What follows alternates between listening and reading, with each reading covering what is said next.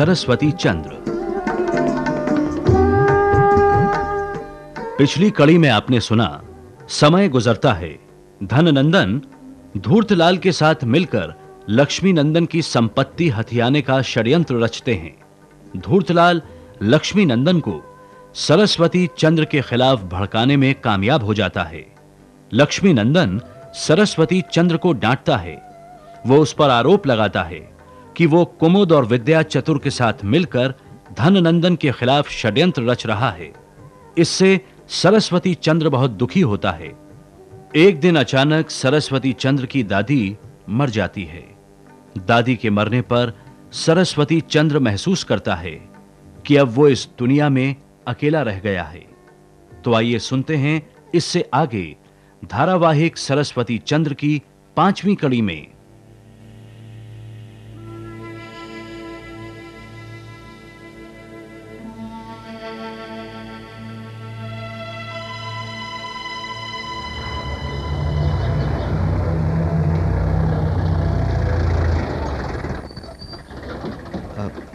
उतरो चंद्रकांत। पहले तुम उतरो। अरे जरा संभल कर। हाँ। कोचवान। जी छोटे मालिक। फिटन को बंगले के भीतर ले जाकर खड़ी कर दो और रात में यहीं विश्राम करो। बहुत अच्छा छोटे मालिक। आओ चंद्र, अंदर चलें। हाँ चलो। मेरी कुमुद, मैं तेरा मान ना रख पाया। अनिच्छा से तुम्हारे लिए कटु वचन सुनता रहा। मैं तुम्हारा अपराधी हूं। मेरा अपराध क्षमा योग्य तो नहीं है कुमुद, फिर भी तुच्छ समझकर क्षमा कर दोगी तो मैं सारी जिंदगी तुम्हारा आभारी रहूंगा। अब तो मैं तुम्हारी योग्य भी नहीं रहा। भाई सरस्वती, तुम्हारी अवस्था देखकर तो यही लगता है जैसे तुम बहुत बड़े अपराध बोध से ग्रस्त हो। क्या कारण है दोस्त? कुछ मुझे भी तो बताओ। चंद्र, मैं बिल्कुल नहीं जानता था कि ऐसा होगा, किंतु ईश्वर को यही अच्छा लगा। अब मेरे लिए सांसारिक जीवन का कोई मोल नहीं रहा चंद्र। अब तो वैराग्य ही एकमात्र रास्ता बचा है मेरे लिए। शांत हो जाओ सरस्वती चंद्र, शांत हो जाओ। ऐसा क्यों कहते हो? जल्दबाजी में कोई भी निर्णय लेना ठीक नहीं है। और फिर ऐसा तो हो नहीं सकता कि तुम्हारे लिए कोई मार्ग ही ना हो। नहीं चंद्र, मुझे कोई मार्ग नहीं चाहिए। पिताजी के मन में ये धारणा बन गई है कि मैं धन के कारण ही उनसे संबंध रखता हूं। अब वो मेरी चिंता नहीं करते, उन्हें मुझ पर विश्वास नहीं रहा। इसलिए आज से पिता का धन मेरे लिए भी मिट्टी के समान है। नहीं, मैं तुम्हें ऐसा कभी नहीं करने दूंगा दोस्त। मैं तुम्हें खुद अपने पैर पर कुल्हाड़ी नहीं मारने दूंगा। सरस्वती पहले शांत हो जाओ, शांत मन से विचार करो। चंद्रकांत, तुम तो जानते हो मित्र, मैं आज तक पिता के स्नेह के कारण ही संसारी रहा। अब वो स्नेह नहीं रहा तो मुझे उनका धन भी नहीं चाहिए। मेरे लिए सारा धन व्यर्थ है मित्र। निर्धनता भी मेरे लिए कष्टकारी नहीं होगी। सरस्वती, मैं तेरी भावना अच्छी तरह से समझता हूँ। चलो मान लिया कि पिता के धन पर तू कभी हाथ नहीं लगाएगा, लेकिन तेरी दादी का धन, अरे वो तो तेरा अपना है सरस्वती। नहीं चंद्र, उस धन का चाहे जो हो, मुझे वो भी नहीं चाहिए। पर तुम एक काम करो मित्र। हाँ? वो सारा धन लोक कल्याण के काम में लगा दो। मां से प्राप्त धन को भी मैं इसी काम में लगा दूंगा। खुद भिक्षा मांगकर अपना पेट किसी तरह भर ही लूंगा मैं। सरस्वती, वैराग्य का जीवन बहुत जटिल होता है। तुम्हारा कोमल तन और मन इस जटिलता को सहने के योग्य नहीं है। नहीं चंद्र। सरस्वती, मेरी बात मान और अपना इरादा बदल दे मेरे भाई। नहीं चंद्र, अब मेरे लिए यह संभव नहीं है। मुझे मेरे हाल पर छोड़ दो चंद्रकांत। संसार से अब मेरा मोह भंग हो गया है। संन्यास धारण करने से ना तो तुम्हारा अपना भला होगा और ना ही समाज या देश का। मनुष्य देह धारण करने का एक ही अर्थ होता है, पुरुषार्थ। पुरुषार्थ से ही मनुष्य अपना भाग्य बदलने में सक्षम होता है। पुरुषार्थ बिना सुख की प्राप्ति नहीं हो सकती। तुम क्यों पुरुषार्थ के सुख को छोड़कर वैराग्य के पीछे भागना चाहते हो सरस्वती? पुरुषार्थ का दूसरा नाम धन अर्जित करना होता है चंद्र। धन अर्जित करने की इच्छा रखने वाला संसार के मोह में फंसा ही रहता है। सरस्वती, सांसारिक नियमों का पालन करने के लिए धन अर्जित करना एक स्वाभाविक प्रक्रिया है। चंद्र, हाँ? अगर मैं तेरी बात मान भी लूं तो मेरे पास धन अर्जित करने का माध्यम ही कौन सा है? तूने कानून की डिग्री ली है। संन्यास लेने से अच्छा वकालत करके भी तू अपनी मंजिल पा सकता है सरस्वती। नहीं चंद्र, नहीं। दरिद्रता के सुख दुख, निर्धनता के अंधकार में छिपे रत्न आदि बहुत कुछ देखने की मेरी अभिलाषा है। जीवन के इस मोड़ पर आकर मुझे अपनी हसरत पूरी करने का मौका मिला है। अच्छा, तो फिर कुमुद सुंदरी के बारे में क्या सोचता है? उसके लिए सोचने का काम मैं ईश्वर पर छोड़ता हूँ। उसकी कहीं और शादी हो जाएगी। क्या? अच्छा पति मिलने पर वो थोड़े ही समय में मुझे भूल जाएगी। ये तेरी भूल है मित्र। तेरे ऊपर मुग्ध होने वाली कुमुद तुझे कभी नहीं भूल पाएगी। इस तरह वो तेरे हृदय से कभी भी दूर नहीं होगी। तुम्हारी बात बिल्कुल ठीक है चंद्र। कुमुद मेरे हृदय से कभी नहीं हटेगी। जैसे उसके हृदय का सौंदर्य मुझे आज पागल कर देता है, वैसे ही भविष्य में भी करता रहेगा। कुमुद सुंदरी को भी वेदना होगी, लेकिन वो दूसरे वर्ष में विवाह करके मुझे भूल जाएगी चंद्र। वाह वाह मेरे दोस्त, पवित्र प्रेम का दंभ भरने वाला आज अपनी हृदयेश्वरी के लिए किसी दूसरे की हो जाने की कामना कर रहा है। चंद्र, ऐसा दुष्ट प्रेमी संसार में ना आज तक हुआ है और ना ही फिर कभी होगा। मुझे गलत मत समझ चंद्रकांत, मत समझ। यदि कुमुद मेरे साथ विवाह करके इस घर में आई तो कभी सुखी नहीं होगी।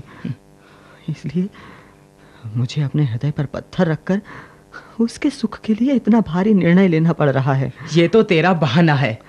अरे कुमुद से विवाह करके तू अपने घर परिवार से अलग भी तो रह सकता है। बिल्कुल ठीक कहा चंद्र तूने, बिल्कुल ठीक। ये विचार मेरे मन में भी आया था। हाँ? लेकिन पिता से अलग रहने की कल्पना तो बहुत ही दुखदाई है। इससे पिताजी को दुख तो होगा ही, उनकी बदनामी भी होगी। लेकिन तुम अच्छी तरह जानते हो चंद्र, उनका सुख ही मेरा लक्ष्य है। तो क्या तेरे चले जाने से उन्हें दुख नहीं होगा? मेरे साथ रहने से पिताजी को कष्टों का अनुभव हो रहा है चंद्र। मेरी वजह से उन्हें और अधिक कष्ट हो, ये मैं नहीं चाहता। इसलिए मेरे यहाँ से चले जाने में ही भलाई है। तो इसी से उन्हें सुख मिलेगा। तो क्या तू मुझे भी भूल जाएगा? चंद्र, कैसी बातें करता है। कुमुद के समान तू भी भुलाए जाने योग्य नहीं है। मैं तुझे भी याद करता रहूंगा। जाने से पहले तुझे एक काम सौंप कर जाना चाहता हूँ। बोल, कर सकेगा? सरस्वती, तू मेरा दोस्त नहीं, मेरे सगे भाई से भी बढ़कर है। चंद्र, बता मैं तेरे किस काम आ सकता हूँ? बता मेरे भाई। चंद्र, जब कभी पिताजी को मेरी याद आए तो तुम उन्हें सांत्वना देना। उनकी देखभाल करना चंद्र, और मुझे याद करते रहना। क्यों मित्र, तू ऐसा क्यों कर रहा है? क्या हम सबको अकेला छोड़कर इस तरह चले जाना चाहता है? तेरे बिना हम किस तरह से जी पाएंगे सरस्वती? चंद्र, अब तुम घर जाओ।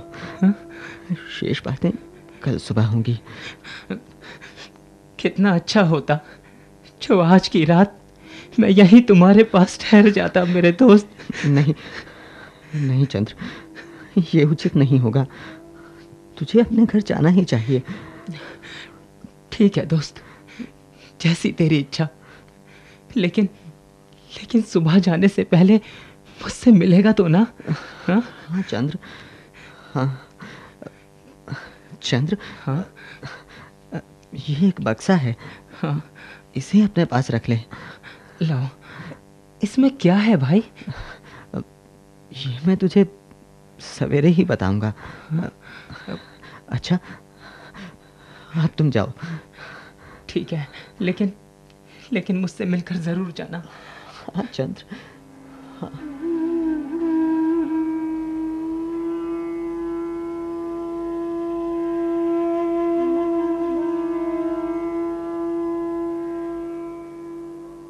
माली काका, अरे ओ माली काका।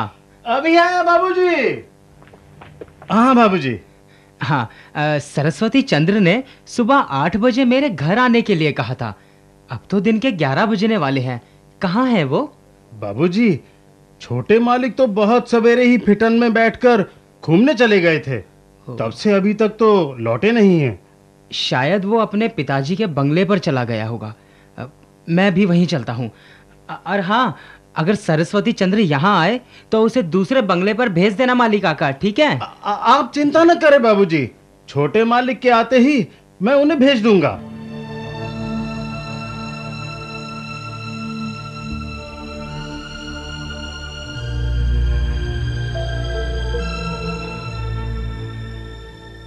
सेठ जी, जब मैं बलकेश्वर वाले बंगले से यहाँ आ रहा था तो रास्ते में फिटन गाड़ी के साथ मुझे ड्राइवर भी मिल गया। उसने बताया कि सरस्वती चंद्र उसे छोड़कर जाने कहाँ चला गया।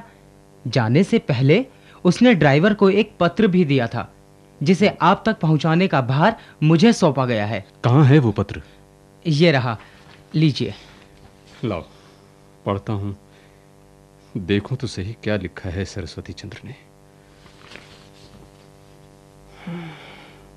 पूजनीय पिताजी, सादर चरण स्पर्श। मैं समझता हूं कि आप मेरे मानसिक वैराग्य लेने का विरोध नहीं करेंगे। क्या आपको मेरी कमी कभी महसूस नहीं होगी? ऐसा मेरा विश्वास है। धननंदन भाई से आपको हर तरह का संतोष मिलेगा। अपना समस्त धन आप उसकी भलाई के लिए रख लीजिए। सरस्वती, यदि आपको मैं किसी प्रसंग में याद आ जाऊंगा तो मेरे लिए वही सबसे बड़ा धन होगा। आज तक निर्दोष होते हुए भी अगर गुमान मां मुझे दोषी समझती हैं तो मुझे क्षमा कर देना। ओह, मेरे जाने से आपका सारा दोष जाता रहेगा। विद्या चतुर के परिवार को आप परखने में लगे हुए हैं। ये बात अब आपके मन से निकल जाएगी। पिताजी, आप मेरी चिंता ना करना। मेरी वजह से आपको तनिक भी कष्ट हुआ तो मुझे क्षमा कर देना। सरस्वती, बस इतना ही। आपका सरस्वती चंद्र। हो सरस्वती। अब रोने से क्या लाभ सेठ जी? आप सरस्वती चंद्र को इस अवस्था में पहुंचाने के लिए स्वयं दोषी हैं। अब तो धननंदन और उसकी मां के रास्ते का कांटा साफ हो गया। अब तो आपको प्रसन्न होना चाहिए। हो सरस्वती, सरस्वती, तुझे ये क्या सूझी? मैं तुझे कहां खोजूं? तेरी दादी मां को अंतिम समय में दिया वचन कैसे पूरा करूं? अपने पिता के दोषों की सजा तूने खुद को क्यों दी सरस्वती? शांत हो जाइए सेठ जी। अगर आप सचमुच सरस्वती चंद्र को खोजना चाहते हैं तो शांत होकर ठंडे दिमाग से सोच विचार कीजिए। आंसू बहाकर खुद को कमजोर ना दर्शाइए सेठ जी। चंद्रकांत, चंद्रकांत, तुझे सरस्वती चंद्र का पता जरूर मालूम होगा।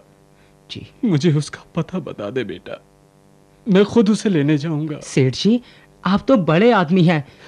निर्दोष कुमुद सुंदरी पर लांछन लगाकर आपने अपने पुत्र के हृदय में कटार मारना जैसे कार्य किया है। नहीं चंद्रकांत, नहीं। ये बड़ी बेतुकी सी बात है कि वर वधु में प्रेम बढ़े और माँ बाप ना सहे। ओ सरस्वती चंद्र, सरस्वती, तू कितना गुणी था रे।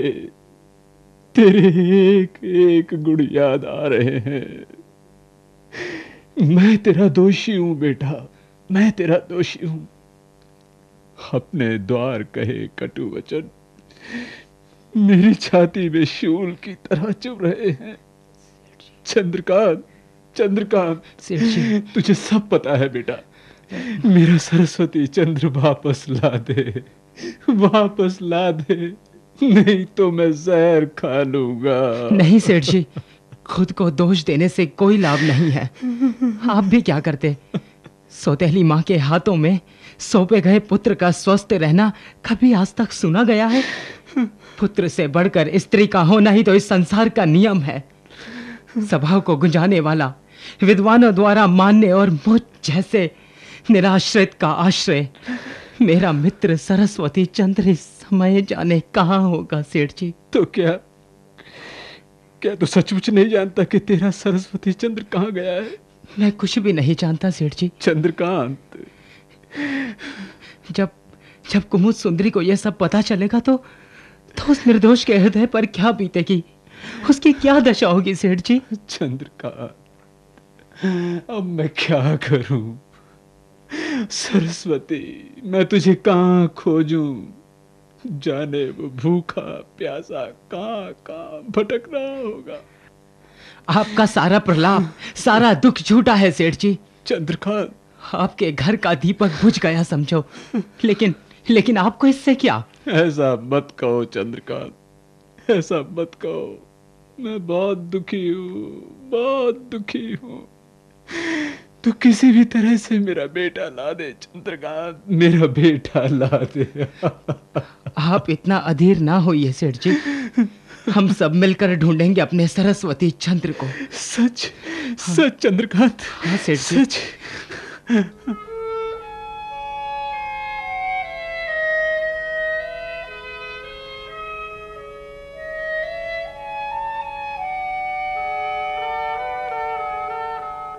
चंद्रकांत, चारों ओर आदमी दौड़ाए, हर जगह खोजा, रत्नपुरी भी आदमी भेजा, किंतु आज 10 दिन बाद भी सरस्वती चंद्र का कुछ पता नहीं चला। सेठ जी, इतना तो मैंने पता लगा लिया है कि सरस्वती चंद्र इस समय कहाँ है। सच? जी, पर उसका पता आधा अधूरा ही मिला है। चंद्रकांत जी, तूने सरस्वती चंद्र का पता लगा लिया है ना? जी। कहाँ है वो इस समय? तुझे कैसे पता लगा? सेठ जी, इतना तो आप अवश्य जानते होंगे कि सरस्वती चंद्र के लेख अनेक समाचार पत्रों में प्रकाशित हुआ करते थे। हाँ, ये तो मैं जानता हूँ। उसके कई समाचार पत्रों के मालिकों और संपादकों से अच्छे संबंध भी थे। लेकिन सबसे घनिष्ठ संबंध दी बॉम्बे लाइट के बुलवर साहब से था। मैंने उनसे मिलकर कह दिया था कि सरस्वती चंद्र का कोई भी पत्र या लेख उनके पास आए तो वो मुझे जरूर सूचित करें। तो क्या सरस्वती चंद्र का कोई पत्र आया? नहीं आया तो मुझे सरस्वती चंद्र के विषय में कैसे पता चलता सेठ जी? जल्दी से बता बेटा, मेरा बेटा इस समय कहाँ है? स्वर्ण नगरी में। वहां से उसने बुलवर साहब के पास पत्र भेजा है। चंद्रकांत, मैं आज ही स्वर्ण नगरी के लिए रवाना हो जाता हूँ। मैं अपने बेटे को साथ लेकर ही वापस लौटूंगा। ठहरिए सेठ जी, जल्दबाजी का काम शैतान का होता है। क्या मतलब? अरे क्या कहना चाहता है तू? सेठ जी, सरस्वती चंद्र स्वयं को आपके सामने उपस्थित नहीं करना चाहता है। क्या? अगर उसे भनक भी लग गई कि आप उसे लेने गए हैं तो वो किसी दूसरे स्थान पर चला जाएगा और शायद फिर हमें उसके विषय में कभी पता ना चले सेठ जी। ओ भगवान, ये कैसे धर्म संकट में डाल दिया तूने मुझे। एक पिता अपने बेटे से भी नहीं मिल सकता। चंद्रकांत, अब मैं क्या करूं मैं? सेठ जी, आपको कुछ करने की जरूरत नहीं है। ये काम आप मुझ पर छोड़ दीजिए। हाँ? मैं जाऊंगा स्वर्णपुरी और अपने दोस्त को वापस लेकर आऊंगा। हाँ, यही ठीक रहेगा। तू ही चला जा, वो तेरा कहा मान भी लेगा। लेकिन रत्नपुरी होते हुए जाना। रत्नपुरी किस लिए सेठ जी? चंद्रकांत जी? सुवर्णपुरी के अमात्य से विद्या चतुर की गहरी मित्रता है। जी विद्या चतुर तुझे अमात्य के नाम सिफारिशी पत्र दे देगा। जी। तो सुवर्णपुरी में तुझे आश्रय के लिए भटकना नहीं पड़ेगा। हाँ, ये ठीक रहेगा सेठ जी। मेरे पास सरस्वती चंद्र का जो भी आधा अधूरा पता है उस पर उसके नाम एक पत्र भी भेज देता हूँ। ठीक है चंद्रकांत, तू जो चाहे वो कर, लेकिन मेरे बेटे को लेकर ही लौटना। जी सेठ जी, मैं चलता हूँ।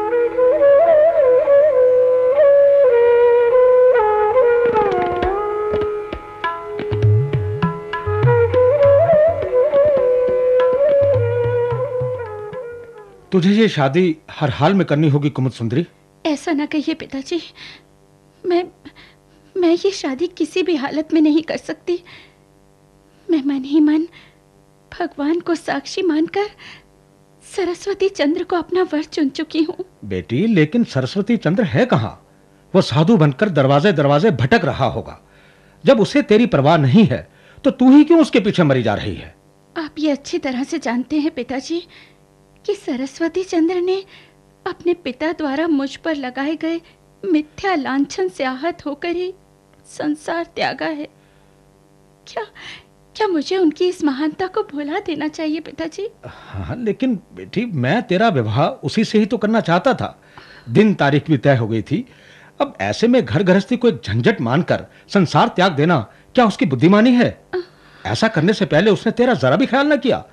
अब ऐसे इंसान के लिए सिर पटकना निरी मूर्खता नहीं तो और क्या है कुमुद सुंदरी? पिताजी, वो संसार में कहीं भी हो, उनकी आत्मा मेरे रोम रोम में बसी हुई है। ऐसे में किसी दूसरे की होकर क्या मैं अपनी आत्मा पर विश्वासघात का बोझ नहीं लाद लूंगी? बेटी, मैं तेरा दुख समझता हूं, लेकिन किसी एक के इंतजार में सारी जिंदगी अविवाहित रहना भी तो उचित नहीं है।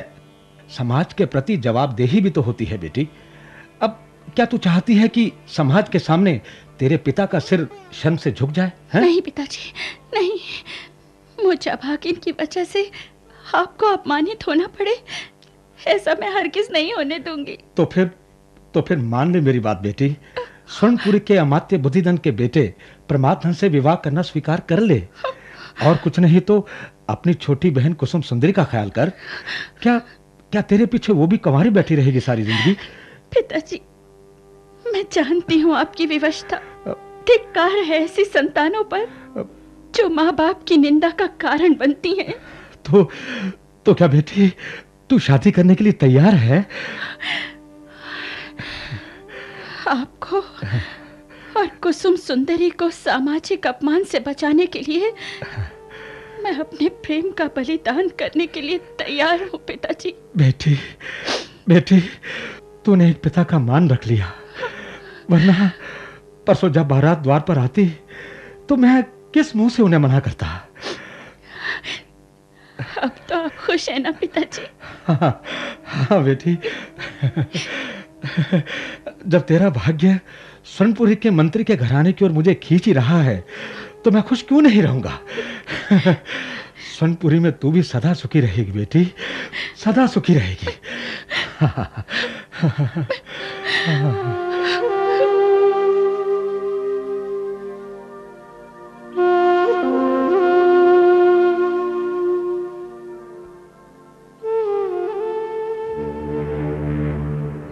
अरे भाई उठो।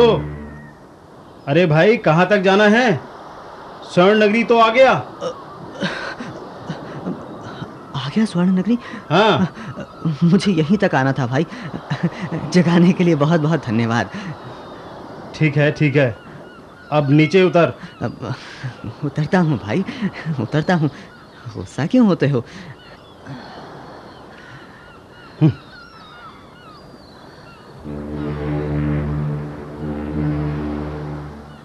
नगर बाईं ओर है, जबकि मुझे दाईं ओर जाना है।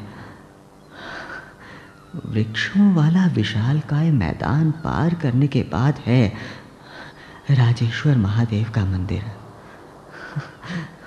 उस निर्जन मंदिर में मुझे कोई नहीं पहचान पाएगा। जीवन के शेष दिन उस मंदिर में अज्ञातवास करते हुए सहज ही बिताए जा सकते हैं। सांसारिक लोगों के बीच रहने से चलता हूँ, उसी ओर चलता हूँ। भाई देख, सब लोग तो नगर की ओर जा रहे हैं, मगर वो दाढ़ी वाला फकीर युवक उल्टी दिशा में निर्जन की ओर जा रहा है। अरे चुप कर, सुन लिया तो जाने क्या कर देगा। पागल है, उसका क्या भरोसा। निर्जन में जाकर वो क्या करेगा? हैं? साधना का ढोंग करेगा। हाँ। और क्या करेगा? अच्छा, मैं साधक नहीं हूँ भाइयों जो ढोंग करूँगा। किसी का अकारण उपहास उड़ाना ठीक नहीं है। मैं तो संसार त्याग कर शांति की खोज में निकला हूं। निर्जन में शांति का वास होता है, इसीलिए इस ओर जा रहा हूं। आप तो विद्वानों के भी विद्वान, महाविद्वान प्रतीत होते हैं। हमसे बड़ी भूल हुई, हमें क्षमा कर दीजिए। आप साधारण न होकर असाधारण हैं सन्यासी महाराज। हमें क्षमा का दान देकर अपनी दयालुता का परिचय दें। क्षमा करने का अधिकार सिर्फ ईश्वर को है, उसी से क्षमा मांगो। हाँ, प्रायश्चित करने के लिए फिर किसी का उपहास ना उड़ाने का प्रण करो। जी, मैं चलता हूँ। आप कौन हैं सन्यासी महाराज? आपका नाम क्या है? नवीन चंद्र। नवीन चंद्र?